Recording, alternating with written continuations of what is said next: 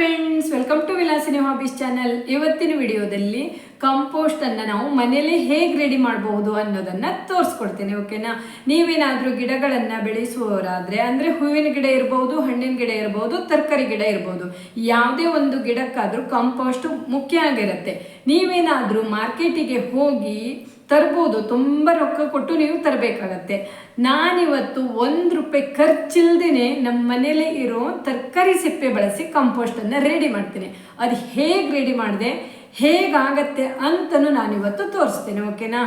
ಇದರಿಂದ ಗಿಡನೂ ಕೂಡ ತುಂಬ ಚೆನ್ನಾಗಿ ಬೆಳೀತವೆ, ಹಾಗೂ ಗಿಡಗಳಿಗೆ ಪೌಷ್ಟಿಕಾಂಶ ಸಿಗತ್ತೆ. ಇದರಿಂದ ಗಿಡ ತುಂಬ ಚೆನ್ನಾಗಿಯೂ ಬೆಳೆಯುತ್ತೆ ಮತ್ತು ಗಿಡಗಳಿಗೆ ಯಾವುದೇ ರೀತಿಯ ಸೋಂಕು ಬರಲ್ಲ. ಓಕೆನಾ? ನಾನು ಏನೇನೆಲ್ಲ ಹಾಕಬೇಕು ಅಂತಲೂ ಇವತ್ತಿನ ವಿಡಿಯೋದಲ್ಲಿ ತೋರಿಸ್ಕೊಡ್ತೇನೆ.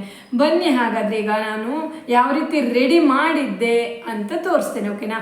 ನೀವು ಯಾವುದೇ ಒಂದು ಗಿಡವನ್ನು ನೆಡುವುದಿದ್ರೆ ಹಾಗೆ ನಾವು ಮಣ್ಣಲ್ಲಿ ನೆಟ್ಟಾಗ ಅದು ಚೆನ್ನಾಗಿ ಬರಲ್ಲ. ಅದಕ್ಕೆ ಸರಿಯಾದ ಕಂಪೋಸ್ಟ್ ಹಾಕಲೇಬೇಕಾಗತ್ತೆ. ನೀವು ಮಾರ್ಕೆಟಿಂದನೂ ತರ್ಬೋದು, ಇಲ್ಲಾಂದರೆ ಮನೇಲೇ ನಾವು ತುಂಬ ರೀತಿಯಲ್ಲಿ ನಾವು ಕಂಪೋಸ್ಟನ್ನು ರೆಡಿ ಮಾಡಿ ಇಟ್ಕೋಬೋದು. ನಾವು ಅದಕ್ಕೇನು, ನಾನೀಗ ಮಾಡ್ತೀನಲ್ವಾ, 1 ಸ್ಪೂನು ಒಂದು ಗಿಡಕ್ಕೆ ಹಾಕಿದರೆ ಸಾಕು, ತುಂಬ ಚೆನ್ನಾಗಿ ಬೆಳೆಯುತ್ತೆ. ನೀವು ಒಮ್ಮೆ ಟ್ರೈ ಮಾಡಿ. 1 ಸ್ಪೂನಲ್ಲಿ ಎಷ್ಟು ಚೆನ್ನಾಗಿ ಬೆಳೆಯುತ್ತೆ ಅನ್ನೋದು ಕೂಡ ನಿಮಗೆ ಗೊತ್ತಾಗತ್ತೆ.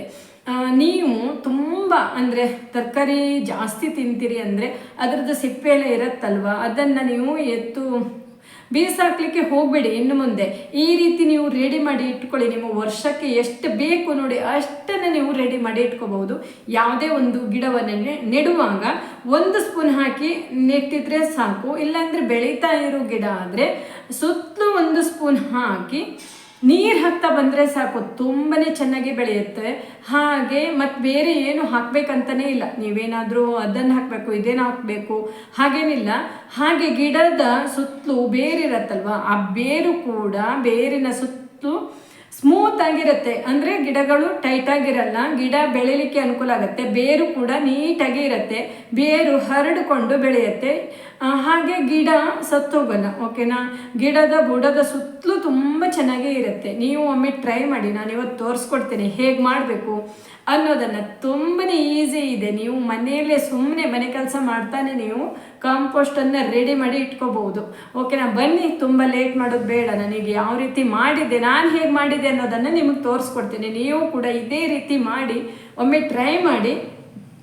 ನಿಮ್ಗೆ ರಿಸಲ್ಟು ಗೊತ್ತಾಗುತ್ತೆ. 1 ಸ್ಪೂನ್ ಹಾಕಿದಾಗ ಗಿಡ ಹೇಗೆ ಬೆಳೆಯುತ್ತೆ ಅನ್ನೋದು. ಸ್ವಲ್ಪ ನೀರು ಹಾಕ್ತಾ ಬಂದರೆ ಆಯಿತು, ಅಷ್ಟೇ.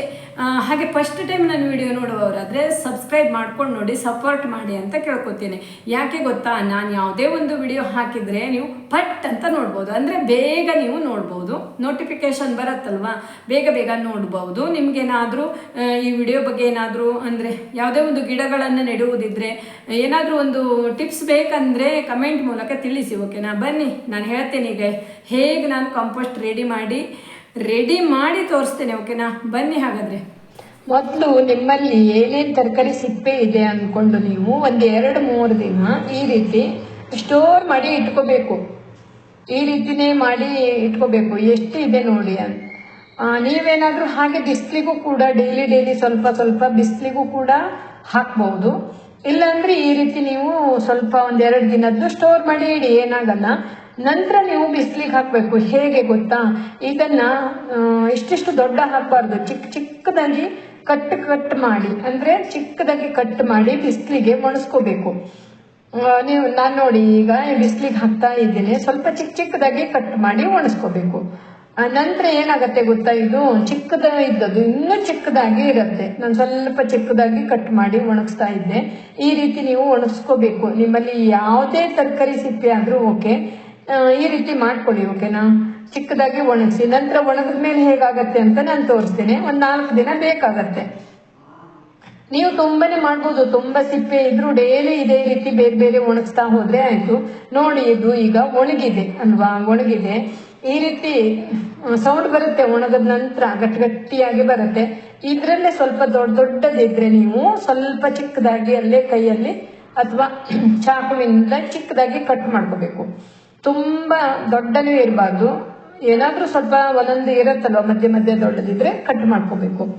ಸ್ವಲ್ಪ ಚಿಕ್ಕದಾಗಿ ಕಟ್ ಮಾಡಿ ನಂತರ ನೀವು ಮಿಕ್ಸಿ ಪಾತ್ರೆಗೆ ಹಾಕಬೇಕು. ಇದನ್ನ ಸರಿಯಾಗಿ ಗ್ರೈಂಡ್ ಆಗಬೇಕು. ಅಂದ್ರೆ ಎಷ್ಟು ಸಣ್ಣ ಆಗತ್ತೆ ನೋಡಿ ಅಷ್ಟು ಸಣ್ಣ ಆಗ್ಬೇಕು ಇದು. ನಾನು ಅಷ್ಟು ಒಂದೇ ಸಲ ಹಾಕ್ತಾ ಇದ್ದೀನಿ. ಇದು ನೋಡಿ ಎಷ್ಟು ರೆಡಿ ಆಯಿತು ಅಂತ. ಒಂದು ಕವರಲ್ಲೇ ಹಾಕಿ ಇಟ್ಟಿದ್ರೆ ಆಯಿತು. ನೋಡಿ ತುಂಬ ನೈಸ್ ಆಗಬೇಕಂತೇನಿಲ್ಲ, ಸ್ವಲ್ಪ ತರಿ ತರಿ ಆದರೆ ಆಯಿತು. ನೀವು ಇದನ್ನು ಸ್ವಲ್ಪ ಹೀಗೆ ಒಂದೊಂದು ಸ್ಪೂನ್ ಆಗುವಷ್ಟು ಇಷ್ಟು ಹಾಕಿ ಗಿಡದ ಸುತ್ತಲೂ ಹೀಗೆ ಬೀರಿ ನೀರನ್ನು ಹಾಕಿದರೆ ಆಯಿತು. ನೋಡಿ ಎಷ್ಟು ರೆಡಿ ಆಯ್ತಲ್ವ, ಅಷ್ಟಕ್ಕೆ ಇಷ್ಟು ರೆಡಿ ಆಯಿತು. ನಾನೊಂದು ಕವರಲ್ಲಿ ಹಾಕಿ ಇಟ್ಟಿದ್ದೆ. ಈಗ ಇದು ನಾನು ಗಿಡ ಎಲ್ಲಿ ಬೆಳೆಸ್ತೇನೆ ನೋಡಿ, ಅಲ್ಲೇ ಒಂದು ಹತ್ತಿರದಲ್ಲಿ ಇನ್ನೊಂದು ಕವರಲ್ಲಿ ಹಾಕಿ ಇಡ್ತೇನೆ. ಈ ರೀತಿ ಪೌಡ್ರ್ ರೆಡಿ ಆಗುತ್ತೆ. ನೀವು ಒಂದೊಂದು ಸ್ಪೂನ್ ಹಾಕ್ತಾ ಬಂದರೆ ಗಿಡ ತುಂಬ ಚೆನ್ನಾಗಿ ಬೆಳೆಯುತ್ತೆ. ಓಕೆನಾ, ನೋಡಿ ಎಷ್ಟು ಹೇಗಾಯಿತು, ವೈಟ್ ಆಗಿದೆ. ಇದು ಎಲ್ಲ ತರಕಾರಿ ಸಿಪ್ಪೆನೇ ಇದೆ ಇದರಲ್ಲಿ. ಇದು ಗಿಡ ಬೆಳೀಲಿಕ್ಕೆ ಅನುಕೂಲ ಆಗತ್ತೆ. ಓಕೆನಾ, ನೋಡಿದ್ರಲ್ಲ ಎಷ್ಟು ಚೆನ್ನಾಗಿದೆ ಅಂತ. ಸ್ವಲ್ಪ ಅಂದರೆ ಗರಿ ಆಗಿರಬೇಕು, ಅಂದರೆ ಡ್ರೈ ಆಗಿರಬೇಕು. ನಾವು ಬಿಸಿಲಿಗೆ ಒಣಸ್ತೀವಲ್ವ, ಡ್ರೈ ಆದರೆ ಬೇಗ ಈ ರೀತಿ ಪೌಡ್ರ್ ಆಗುತ್ತೆ. ಇನ್ನೂ ನೈಸ್ ಪೌಡ್ರ್ ಮಾಡ್ಬೋದು, ನೈಸ್ ಏನು ಬೇಕಂತಿಲ್ಲ, ನೀರಲ್ಲಿ ಹಾಕೋದಲ್ವ ಗಿಡಕ್ಕೆ. ನೀರು ಹಾಕ್ತಾ ಬಂದಾಗ ಅದು ಇನ್ನೂ ಎಲ್ಲ ತಗೊಂಡು ನೆನೆದು ಅಲ್ಲೇ ಮತ್ತು ಗೊಬ್ಬರ ಆಗಿಬಿಡತ್ತೆ. ಓಕೆನಾ, ನೋಡಿ ಈ ರೀತಿ ಕವರಲ್ಲಿ ಹಾಕಿ ಇಟ್ಟಿದ್ರೆ ಆಯಿತು. ನಾನು ತೋರಿಸಿದ್ನಲ್ವ ಒಂದಿಷ್ಟು, ಇಷ್ಟ ಆಯಿತು ನೋಡಿ, ಇಷ್ಟ ಆಯಿತು. ಸುಮಾರು ಗಿಡಕ್ಕೆ ಬರುತ್ತೆ. ಓಕೆನಾ, ಇನ್ನೊಂದು ಕವರಲ್ಲಿ ಹಾಕಿ ಕಟ್ ಮಾಡೋದು, ಒಣಗಿಸೋದು, ಪೌಡ್ರ್ ಮಾಡೋದು. ಆ ಪೌಡ್ರನ್ನು ಒಂದು ಕವರಲ್ಲಿ ಹಾಕಿ ಇಟ್ಕೊಳ್ಳೋದು. ಹಾಗೆ ನೀವು ಗಿಡವನ್ನು ನೆಡುವಾಗ ಅಥವಾ ಬೆಳೀತಾ ಇರೋ ಗಿಡಕ್ಕೆ 1 ಸ್ಪೂನ್ ಮೇಲಿಂದ ಹೀಗೆ ರೌಂಡಾಗಿ 1 ಸ್ಪೂನ್ ಹಾಕಿ ಸ್ವಲ್ಪ ನೀರು ಹಾಕ್ತಾ ಬನ್ನಿ. ನಿಮ್ಮ ಗಿಡ ನೋಡಿ ಎಷ್ಟು ಚೆನ್ನಾಗಿ ಬೆಳೀತವೆ ಅಂದ್ಕೊಂಡು. ಓಕೆನಾ, ಇದೇ ರೀತಿ ಮಾಡಿ ಗಿಡವನ್ನು ಬೆಳೆಸಿ. ಹೂವಿನ ಗಿಡ ಇರ್ಬೋದು, ಹಣ್ಣಿನ ಗಿಡ ಅಥವಾ ತರಕಾರಿ ಯಾವುದೇ ಒಂದು ಗಿಡ. ನೀವು ನನ್ನ ಹಿಂದಿನ ವಿಡಿಯೋವನ್ನು ನೋಡಿ, ನಾನು ಯಾವ ರೀತಿ ತರಕಾರಿ ಬೆಳೆಸಿದ್ದೆ, ಹೂವಿನ ಗಿಡ ಬೆಳೆಸಿದ್ದೆ ಅನ್ನೋದು ಕೂಡ ನಿಮಗೂ ಗೊತ್ತಾಗುತ್ತೆ. ನಾನೇನು ಮಾರ್ಕೆಟಿಂದ 1 ರೂಪಾಯಿ ಕೊಡ್ದೇನೆ ನಾನು ಈ ರೀತಿ ಕಂಪೋಸ್ಟು ಎಲ್ಲ ನಾನು ಮನೆಯಲ್ಲೇ ರೆಡಿ ಮಾಡಿ ಬೆಳೆಸಿರೋದು. ನೀವು ಒಮ್ಮೆ ನೋಡಿ, ಹಿಂದಿನ ವಿಡಿಯೋದಲ್ಲಿ ಇದೆ, ತುಂಬ ವಿಡಿಯೋಸ್ ಇದೆ. ಓಕೆನಾ, ಹಾಗೆ ಈ ವಿಡಿಯೋ ನಿಮಗೆ ಇಷ್ಟ ಆಗಿದೆ ಅಂದ್ಕೊಂಡಿದ್ದೇನೆ. ಇಷ್ಟ ಆದರೆ ಒಂದು ಲೈಕ್ ಮಾಡಿ, ಶೇರ್ ಮಾಡಿ, ಕಮೆಂಟ್ ಮಾಡಿ. ಫಸ್ಟ್ ಟೈಮ್ ನನ್ನ ವಿಡಿಯೋ ನೋಡೋರಾದರೆ ಸಬ್ಸ್ಕ್ರೈಬ್ ಮಾಡ್ಕೊಂಡು ನೋಡಿ, ಸಪೋರ್ಟ್ ಮಾಡಿ ಅಂತ ಕೇಳ್ಕೊತೇನೆ. ಮತ್ತೊಂದು ವಿಡಿಯೋ ಜೊತೆ ಮತ್ತೆ ಸಿಗ್ತೇನೆ. Thank you for watching this video. Bye.